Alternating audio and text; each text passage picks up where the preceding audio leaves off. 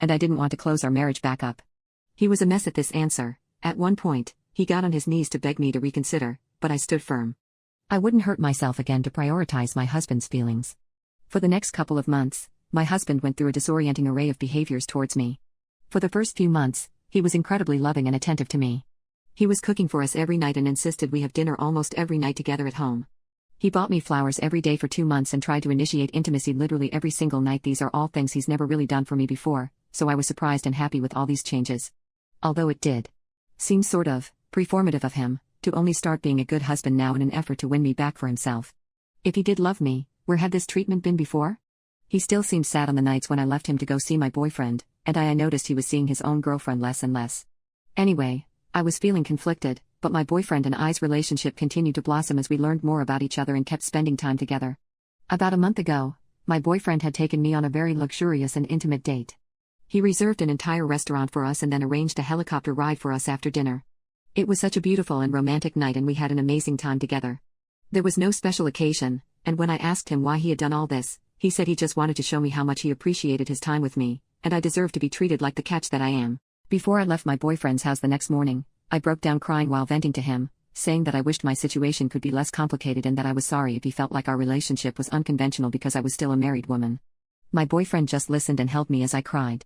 He held me and stroked my hair and said he didn't care about my husband, he was just grateful for any time he got to spend with me, and that I was a blessing in his life, and he was just happy he got to meet a wonderful woman like me. Then he got up to make me my favorite flavor of tea. He had found out my favorite brand of tea a month ago and kept it stocked at his apartment since then. When he handed me the tea, he looked into my eyes and asked if it could be his turn to be honest with me. That's when he told me that he had never met anyone like me and that he had fallen in love with me. As soon as he said that, something just felt so right in my body and mind. I said it back to him, and we cried happy tears together. We didn't worry about anything else at that moment, we just enjoyed the vulnerability. Nothing could ruin that pure moment for us. Or so I thought, but I still don't regret telling him the truth about my feelings. I do love him, but I wish it hadn't. Tea resulted in the mess that it did. After my boyfriend returned to work after this date, I guess he had started telling some of his coworkers about how well his relationship had been going, and it must have gotten back to my husband. My husband didn't react well, and I almost dropped my phone when he called me the other day from the police station. That's when I found out that my husband had attacked my boyfriend at their place of work. Apparently, he had overheard some people talking about how his boss had been bragging about his partner, and it had sent him over the edge. He sounded like such a jealous child on the phone. He had entered his boss's office in a jealous rage and tried to punch him straight in the face. When my boyfriend deflected, my husband picked up a coffee mug and smashed it across his head.